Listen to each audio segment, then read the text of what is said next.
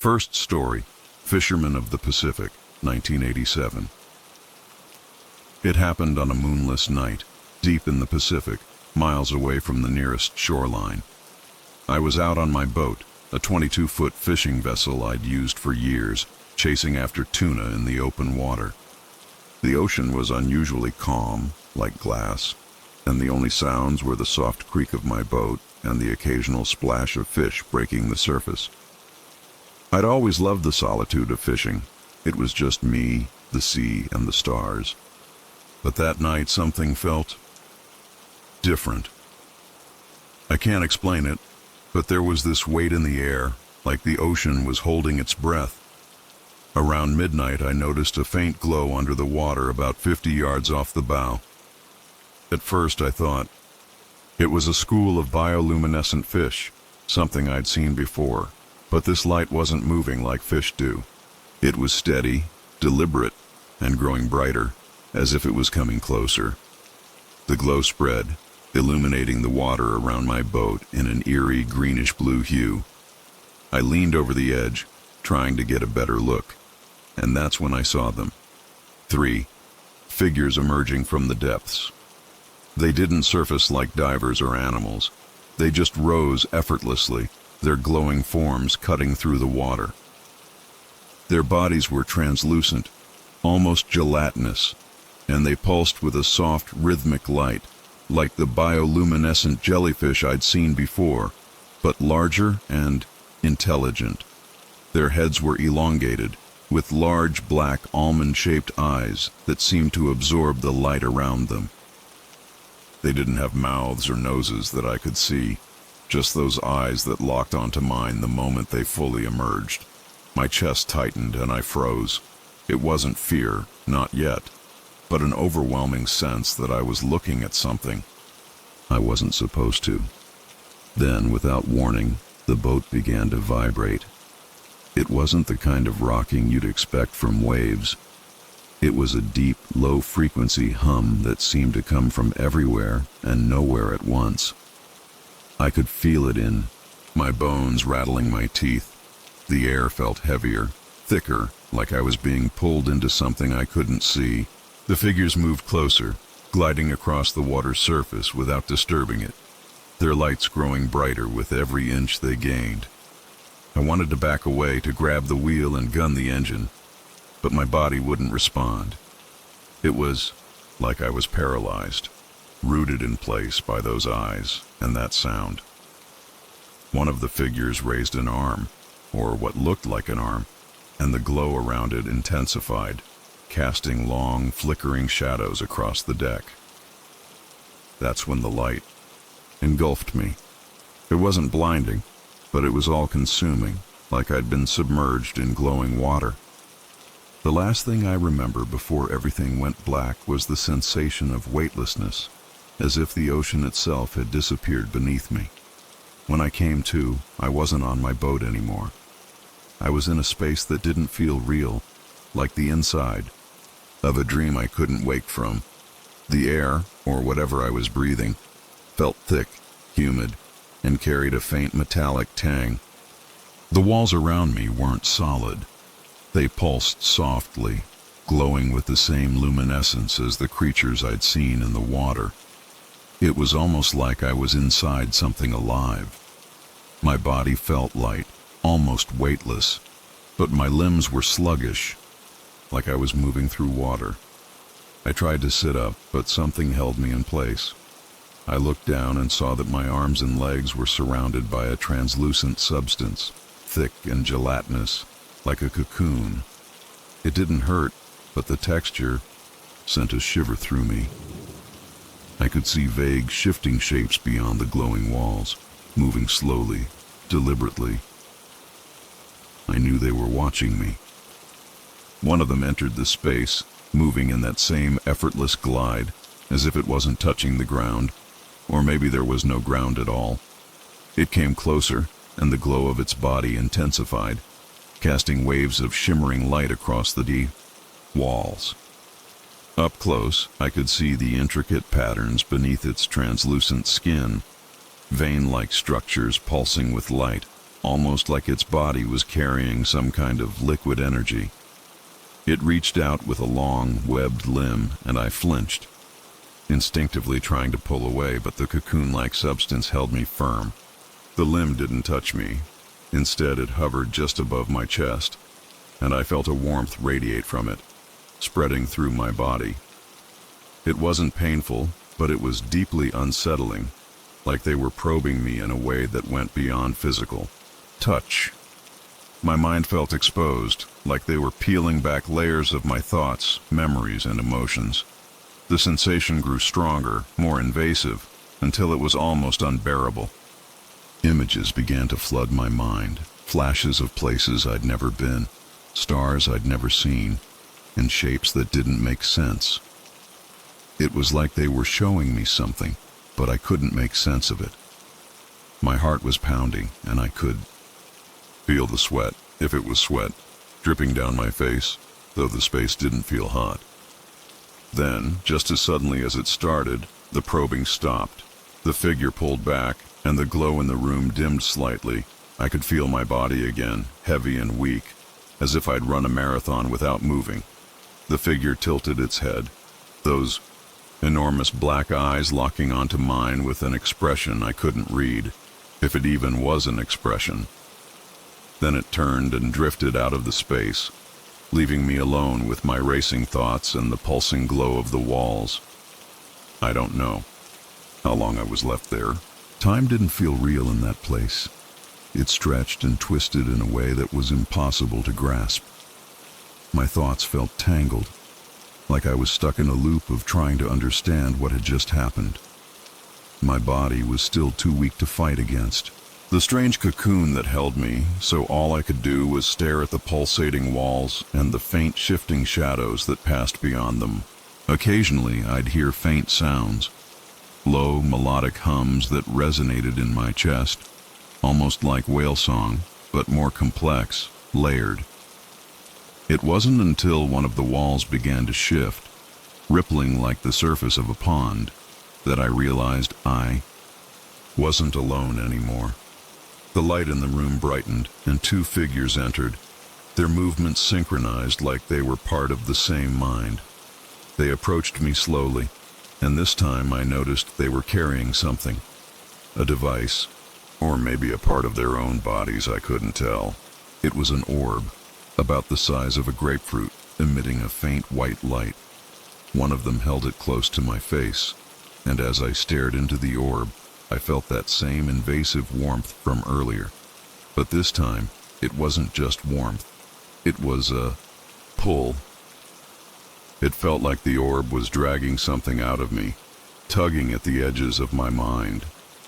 Memories flashed before me, but they weren't random. It was like they were specifically targeting the parts of my life that mattered most. My childhood, my family, my first time out on the ocean. The memories came and went in rapid bursts, like they were skimming through the pages of my mind. It left me feeling raw, exposed, like every intimate part of me was laid bare for them to dissect. Just as I thought I couldn't take any more, the orb dimmed, and the pulling sensation stopped. My head throbbed, and I felt nauseous, like my brain had been wrung out. One of the figures leaned closer, its enormous black eyes only inches from mine. This time, I could feel something, an emotion, but it wasn't mine. It was like they were projecting something into me. It wasn't fear or anger.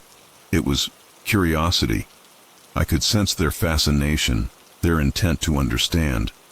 But there was something else beneath it, something colder, detached. It was like I was just an object to them, something to be studied, not a person. That realization sent a chill through me that was deeper than anything I'd felt before.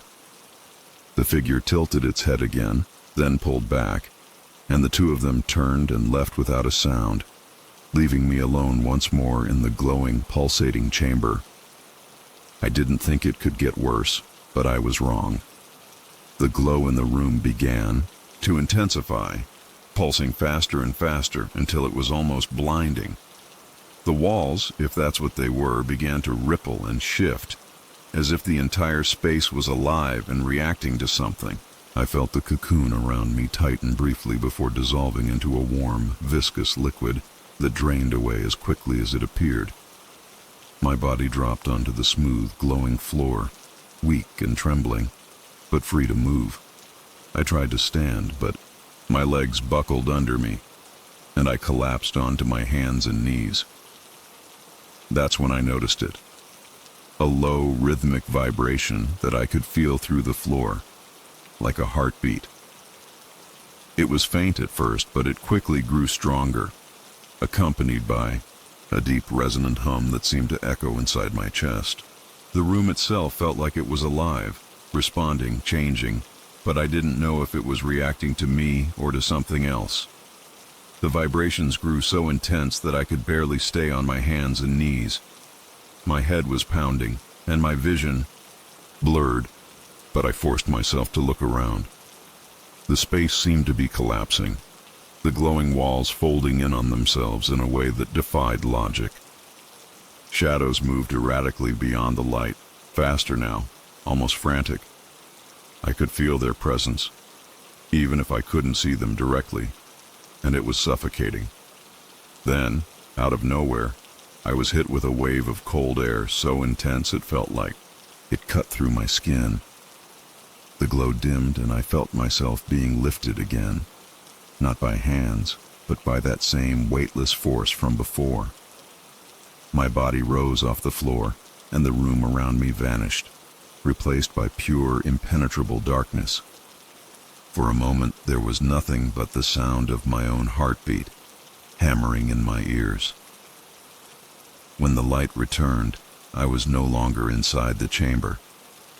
I was back on my boat, lying flat on my back, staring up at a sky full of stars. My chest heaved as I gasped for air, my lungs burning like I'd been holding my breath for hours.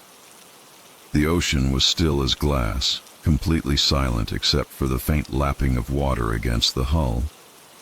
At first, I thought I had dreamed the whole thing, but the second I tried to move, the pain in my body told me otherwise. My muscles ached like I'd been stretched and pulled in every direction, and my skin felt strange, like it had been exposed to something unnatural. I sat up slowly, gripping the edge of the boat to steady myself, and that's when I noticed the faint, glowing residue on my hands. It was the same color as the creature's light, and it clung to my skin like a fine dust. I wiped at it frantically, but it wouldn't come off, only smearing and sinking deeper into the lines of my palms. The glow on my hands eventually faded, but the unease it left behind didn't. I scanned the horizon, looking for any sign of land or another boat, but there was nothing, just the vast, empty ocean stretching out in every direction. My radio, which I always kept on for emergencies, was completely dead, even though I'd checked it earlier that evening and it had been fully functional. My watch had stopped too, its hands frozen at 2:17 a.m., though I had no way of knowing how much time had passed since whatever happened to me began. The eerie stillness of the ocean around me was suffocating. No wind, no waves, not even the distant cry of a seabird, just silence. It felt like the entire world had been wiped clean, leaving me stranded in a void. I wanted to scream, to break the oppressive quiet, but my throat felt tight, like the sound would never come. As I sat there trying to piece together what had happened, I noticed something floating in the water a few feet from my boat. At first I thought it was debris. Maybe something had fallen off during whatever I just experienced.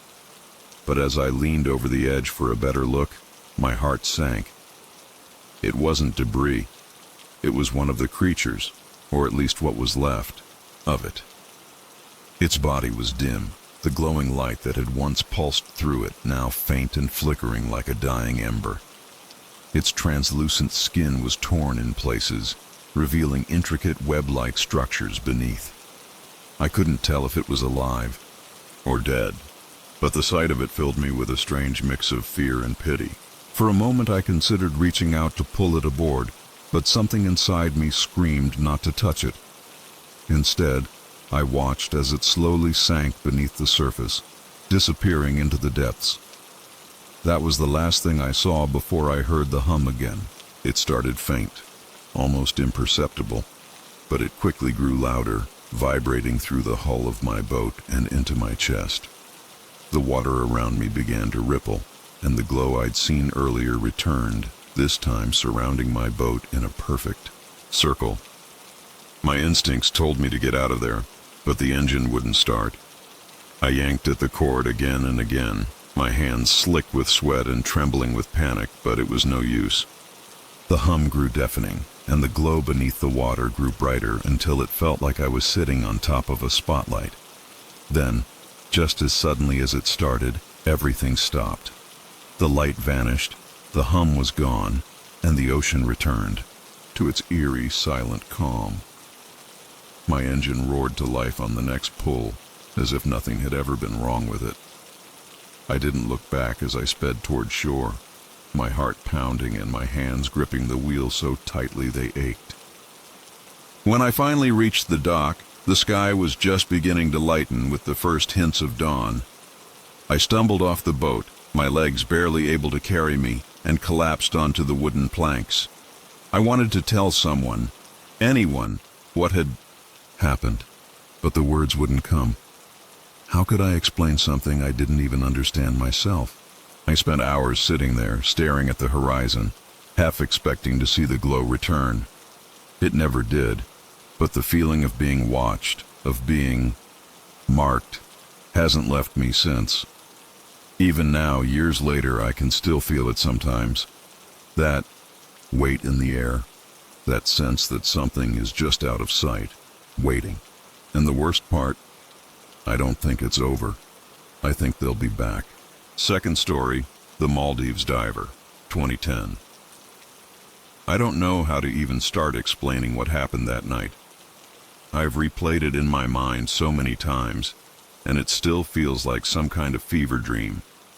It was supposed to be an ordinary night dive, something I had done dozens of times before. I was vacationing in the Maldives, and night diving was one of the highlights I'd been looking forward to. The ocean at night is eerie but captivating. The inky blackness is pierced only by the beams of your flashlight, and it feels like stepping into another dimension.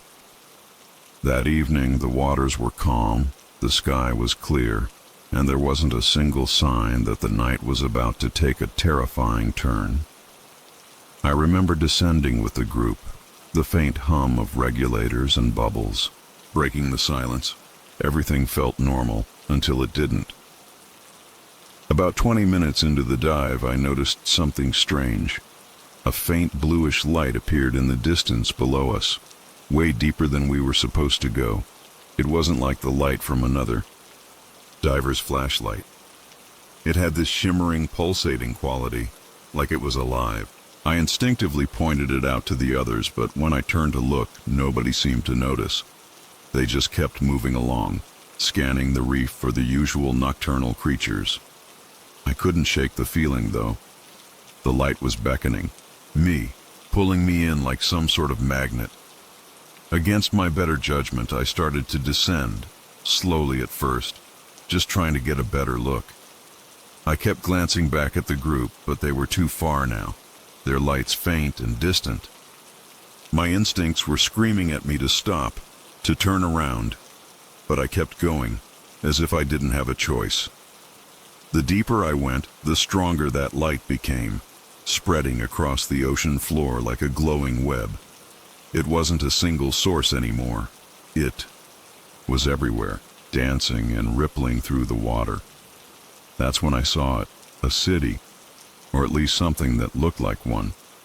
Massive structures stretched upward, their surfaces glowing with an unearthly radiance. The shapes didn't make sense. They weren't like anything I'd ever seen, organic, almost like coral, but too symmetrical, too precise to be natural. I was completely mesmerized, my breathing quickening as I drifted closer. I felt weightless, like I wasn't even in control of my movements anymore. The water around me felt thicker somehow, heavier, and my flashlight dimmed, swallowed by the brightness of the city. My regulator seemed to hum louder in my ears, and for a second I thought I heard something. A low, melodic sound, like singing. But it wasn't coming from my gear. It was coming from them. They were everywhere. At first I couldn't make out their shapes clearly, just glowing figures moving fluidly through the water, their movements so synchronized it was almost hypnotic. They didn't swim like us with flailing limbs and effort. They glided as if the water bent to their will. As I got closer, I realized they weren't like any sea creature or human I'd ever seen. Their bodies were elongated, almost translucent, and their glow wasn't uniform. It pulsed, dimming and brightening in a rhythm that reminded me of a heartbeat. Their heads were large, with features that seemed alien but disturbingly familiar at the same time. What shook me most was their eyes, huge glowing orbs that felt like they could see right through me. I froze, hovering in the water, too scared to move but too entranced to look away. I didn't feel like I was in danger, but I wasn't safe either. It was like I'd stumbled into a place I was never meant to see. I don't know how long I stayed there, staring. Time felt meaningless, like it had been suspended the moment I entered that place. The figures didn't seem to care about me at first. They moved in and out of the structures, passing each other in graceful, deliberate motions. But then one of them stopped. It turned, slowly, and looked directly at me. That's when I felt it.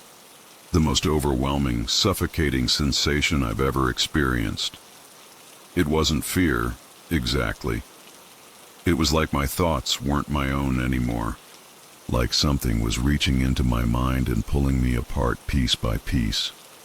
Memories, emotions, even my sense of self. It all felt like it was unraveling, and I couldn't do anything to stop it. I wanted to scream, but no sound came out. My body was paralyzed, my limbs refusing to obey as that being continued to stare. I couldn't even blink. Then, just as suddenly as it began, the sensation stopped. I gasped, my lungs burning as if I'd been holding my breath the whole time. The figure turned away and drifted back toward the others, as if nothing had happened. But something had happened. I felt different, like something inside me had shifted. My hands were trembling, and my chest felt tight, but I couldn't bring myself to leave. I wanted to look away, to swim back to the surface, but my body wouldn't move. Instead, my eyes followed the beings as they began to circle one of the glowing structures.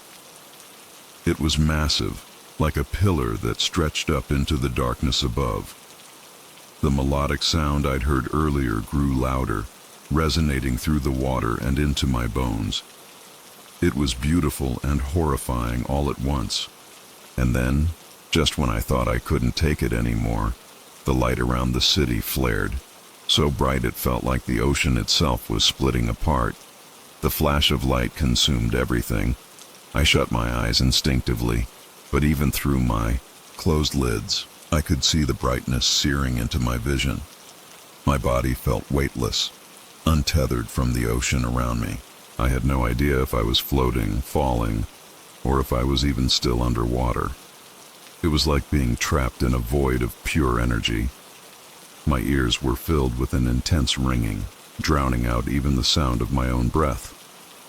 For a moment I wondered if I was dead. But then, as suddenly as it started, the light vanished. I gasped, struggling to regain my bearings, but something was different. The city, the glowing structures, the strange beings, it was gone. I was alone in absolute darkness. My flashlight was dead, my dive computer was glitching, flashing nonsense numbers. Panic set in. I had no idea how deep I was or which way was up. My lungs burned as I forced myself to stay calm, trying to slow my breathing and conserve oxygen. I reached for my pressure gauge, but the needle was spinning erratically. Something was wrong, more than wrong. It was unnatural. I kicked upward, hoping I was heading toward the surface, but with no reference points. I could have been swimming deeper for all I knew. My thoughts were racing. How had the entire place just disappeared? Had I imagined it? Was I suffering from nitrogen narcosis? But deep down, I knew what I saw was real. The way they looked at me, the way they felt inside my mind, there was no way my brain could have fabricated something that vivid. The only thing I could do now was keep swimming, praying I would break the surface before my tank ran out of air. Time became meaningless. My limbs ached, my chest felt tight, and my vision started tunneling. I was sure I was going to black out before I reached the surface, but then, out of nowhere, I was above water. 1 second, I was drowning in darkness. The next, I was gasping for air, bobbing on the surface of a perfectly still ocean. My dive mask was gone, my regulator was gone, and my tank felt impossibly light. I spun around trying to find the boat, my dive group, anything. The sky above was pitch black, the stars impossibly bright, and for a few seconds it felt like I had been spat out into some entirely different world. Then, in the distance, I spotted the boat. It was further away than it should have been, and I could hear faint shouting. Someone had seen me. Relief flooded through me as I started swimming toward them. But something still felt wrong. My body was trembling, not just from exhaustion or the cold, but from something deeper. Like I wasn't fully back. Like a part of me was still down, there, in that place that shouldn't exist. As I swam toward the boat, I could hear the voices growing louder, shouting, frantic. I couldn't make out the words, but the urgency in their tone sent a fresh wave of fear through me. Something was wrong. When I finally reached the side of the boat, hands grabbed me, hauling me up with more force than necessary. I collapsed onto the deck, my limbs too weak to support me, coughing up seawater even though I didn't remember swallowing any. My vision was still swimming, but I could make out the faces of the other divers.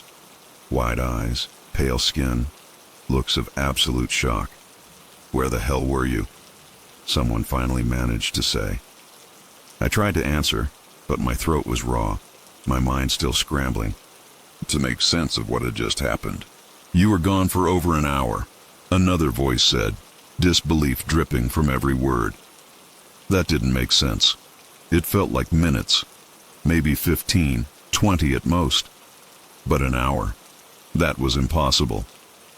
I sat there shivering as they wrapped a towel around me, my body still feeling wrong, like it didn't fully belong to me.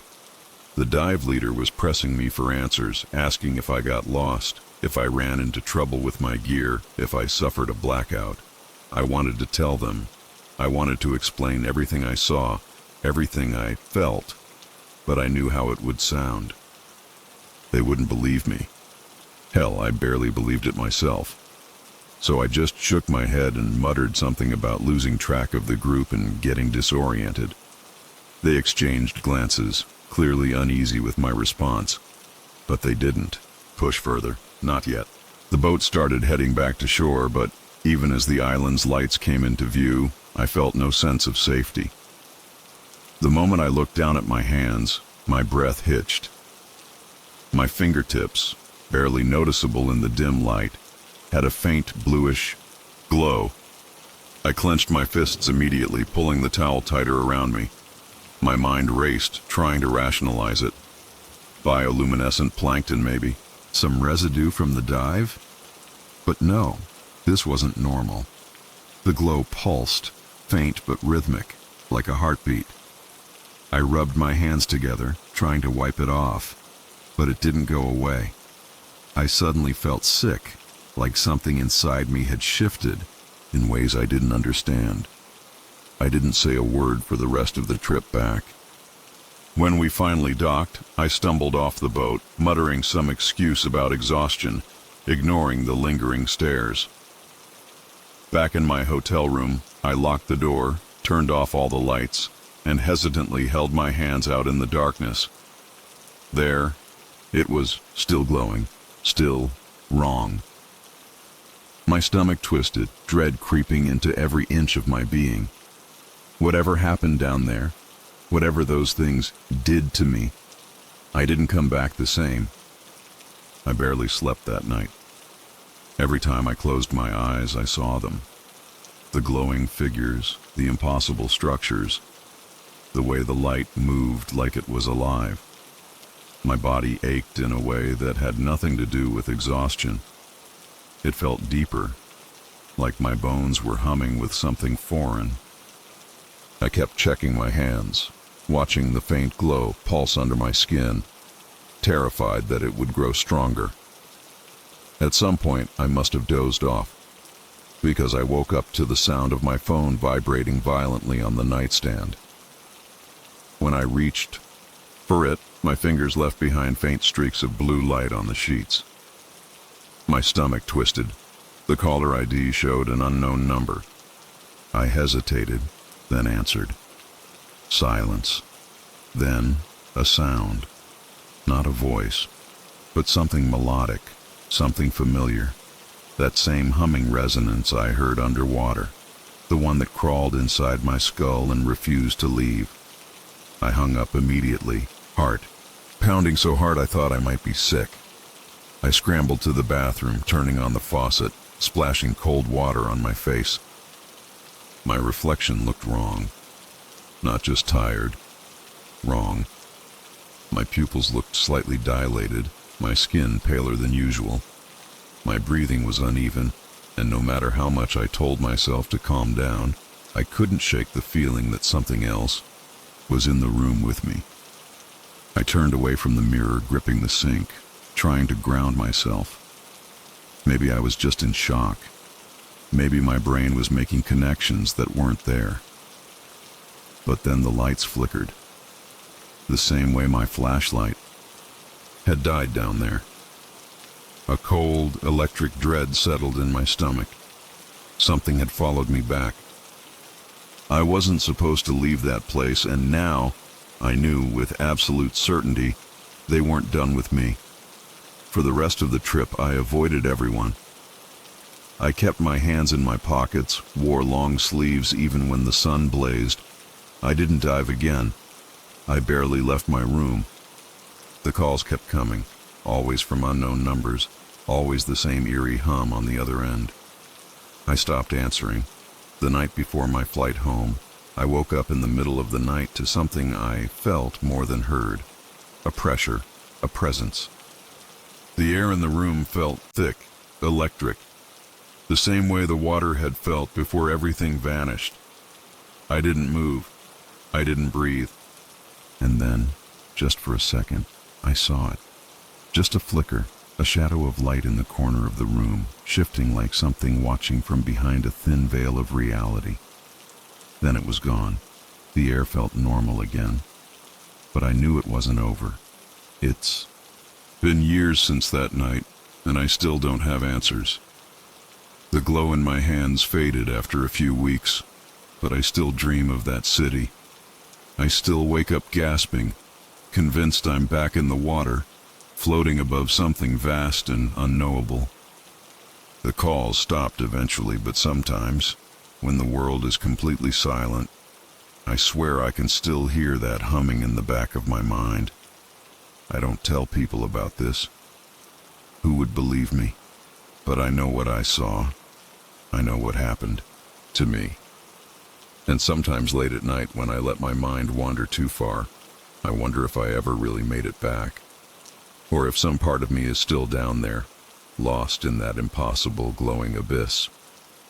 If you're enjoying this and want to support the channel in bringing more spine-chilling stories like this, any contribution is greatly appreciated.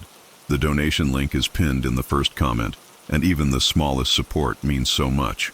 Thank you for joining me on this journey. Third story, The Girl on the Cruise, 2011. I will never forget that night on the cruise. Even now I can still hear the waves crashing against the ship, the soft hum of the ocean stretching endlessly around me. My parents were at the casino, and I was bored, so I decided to go up to the top deck to get some fresh air and look at the stars. The Mediterranean at night is hypnotizing. Just a vast, endless black, the sky and sea blending together, broken only by the shimmer of moonlight on the water. I leaned against the railing, letting the wind rush past me, breathing in the salty air. There weren't many people around, just a few couples walking by and a man sitting on one of the lounge chairs, staring at his phone. It felt peaceful, but then for some reason I got this strange feeling, like I was being watched. At first I brushed it off. Maybe I was just spooking myself by standing alone in the dark, but the feeling didn't go away. It got stronger, like something unseen was locked onto me, studying me. I turned around, expecting to see someone nearby, maybe one of the ship's crew or another passenger, but the deck was almost empty now. The few people who had been there earlier were gone. I don't know why, but that realization sent a chill through me. It was like I had missed something, like time had skipped forward without me noticing. The ship's lights cast a dull glow over the deck, but beyond that, everything was swallowed in darkness. And that's when I saw it. Just above the ship, in the sky, a single light, pulsing, hovering. Not a star, not a plane, something else. It moved in a way that didn't make sense. Slow at first, then a sudden, sharp shift, like it was adjusting its position. My chest tightened. I couldn't look away. It was too bright, too strange, like it didn't belong there. And then, in a split second, it shot downward.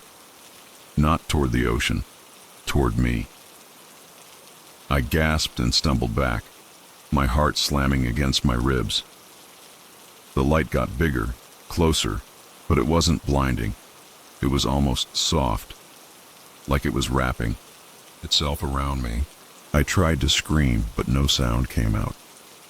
My body wasn't listening to me anymore. And then, nothing. Just silence. Just white. I don't know how long I was gone. 1 second, I was on the deck, staring at that impossible light, and the next, I was somewhere else. I wasn't on the ship anymore. I wasn't even standing. I was floating, but not like in water.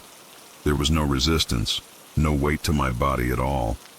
Just a vast open space around me, filled with a dim bluish glow, like the inside of a cloud lit from within. My arms and legs wouldn't move. I couldn't move.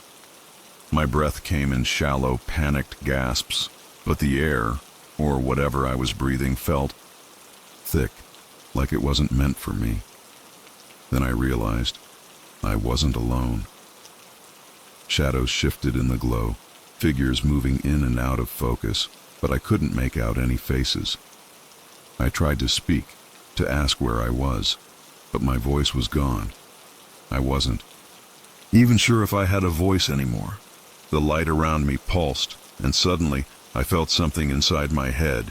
Not a voice, not words, but a presence, like something was searching through me, digging through my mind, flipping through my memories like pages in a book. I wanted to fight it, to pull away, but there was no escaping it. My whole body was paralyzed, except for my eyes, which darted wildly, trying to make sense of what was happening. Then, the light shifted again, and I saw them clearly. Tall, impossibly thin figures, their limbs too long, their movements too smooth, like they weren't even walking but gliding through the air. Their skin, if that's what it was pale, almost translucent, and their eyes, huge black voids that swallowed everything. When they looked at me, I felt it. A cold, creeping sensation that crawled down my spine and wrapped around my heart. They weren't just looking at me. They were inside me. I don't remember pain. Not exactly. But there was pressure, like something was pressing into my skull, my chest, my arms, my legs, testing me, studying me. I could feel their touch without feeling their hands, like invisible fingers tracing over my skin, beneath my skin. My vision blurred and suddenly flashes of images flooded my mind. The ocean, the stars, my parents at the casino, the ships, lights flickering on the deck. Then, things I didn't recognize, landscapes that didn't exist, skies the wrong color, cities made of twisting, pulsing structures that seemed alive. It was like they were showing me something, or maybe trying to teach me something, and then, just as suddenly as it had started, it all stopped. The light dimmed. The figures stepped back, and I was falling. The fall wasn't real, but it felt real. My stomach lurched, my body tensed, and for a split second, I was sure I was about to hit the ground. Except there was no ground. Just a sudden jarring shift, like I had been dropped back into existence.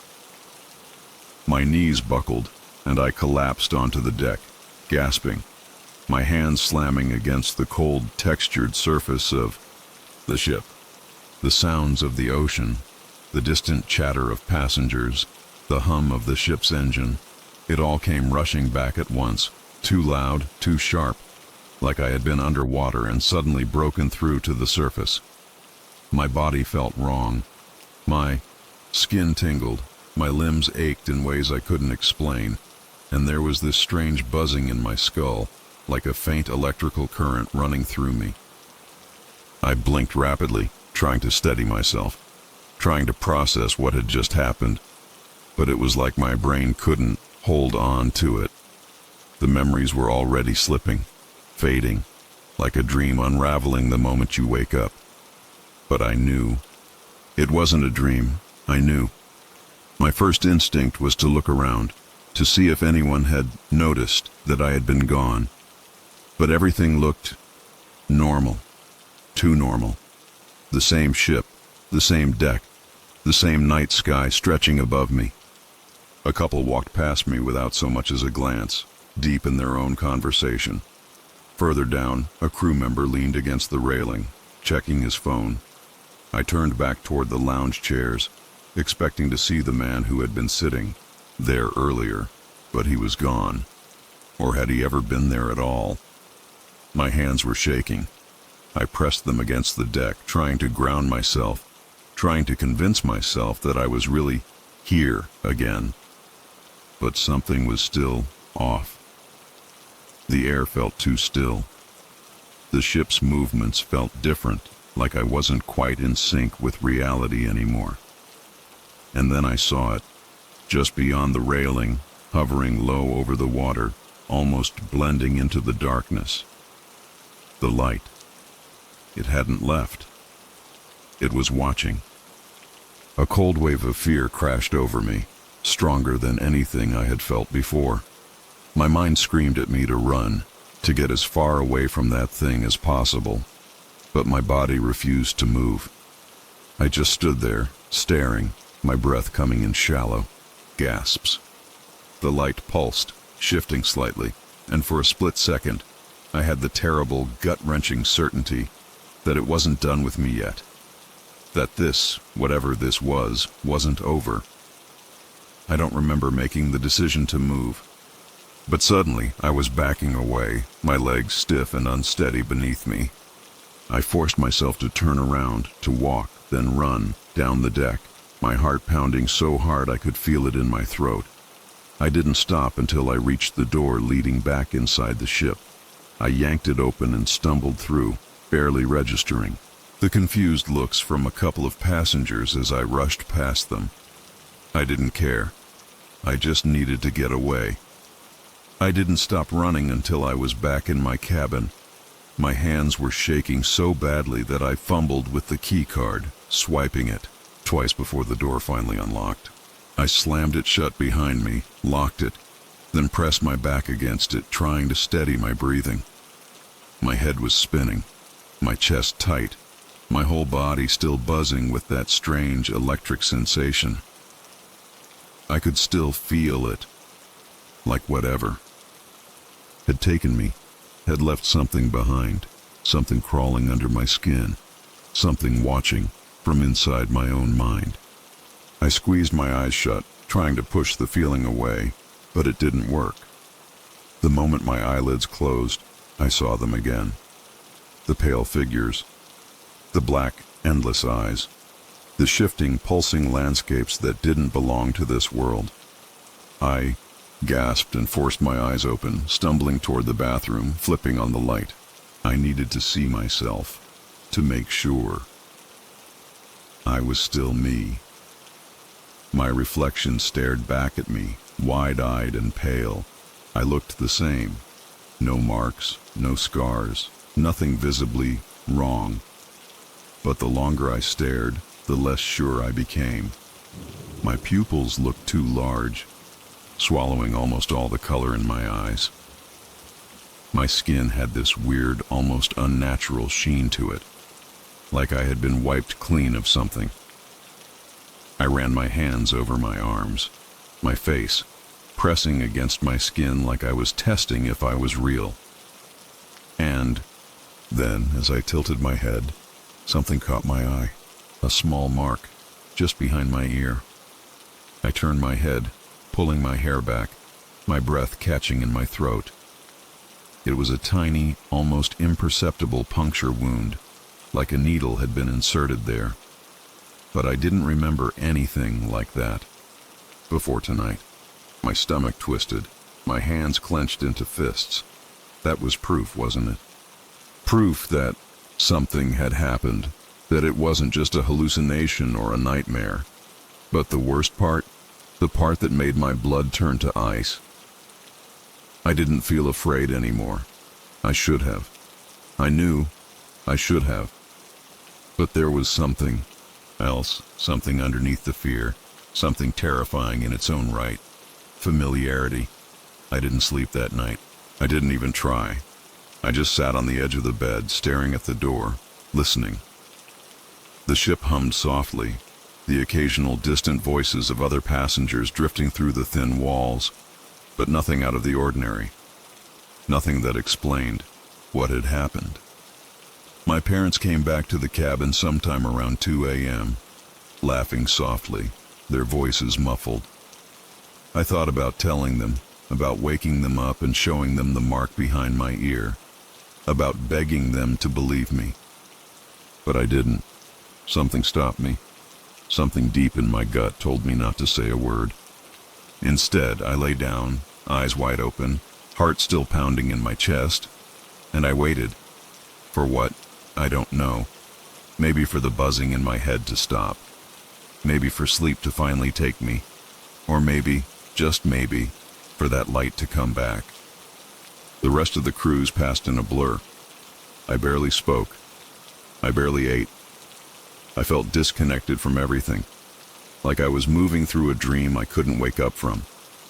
My parents didn't seem to notice anything was wrong, or if they did, they assumed I was just tired or bored. I didn't correct them. How could I? How do you explain to someone that you were taken, that you were somewhere else, that something touched your mind? The worst part was the feeling that I hadn't really come back alone. The buzzing in my skull never fully faded. It was softer now, distant, but always there, like a faint signal just at the edge of my perception. And sometimes when I closed my eyes, I would see flashes, too quick to grasp, too strange to understand. The light, the figures, the places that shouldn't exist. It wasn't over. I could feel that it wasn't over. The night before we docked back home, I went to the deck one last time. I don't know why. Maybe I was hoping to convince myself that it had all been in my head, that I had just imagined the whole thing. But the second I stepped outside, I knew I had made a mistake. The air felt wrong again, just like it had that night. Still, heavy, charged. I walked slowly to the railing, gripping it tightly, my knuckles turning white.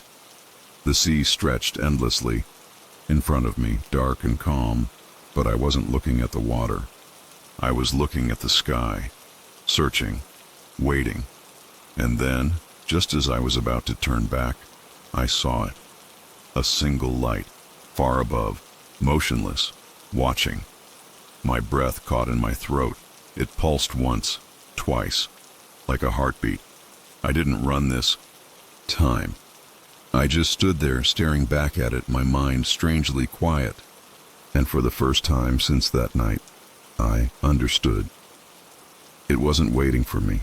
It was reminding me. We left the cruise the next morning. My parents were excited, talking about plans for our next trip, laughing about how fast the vacation had gone by.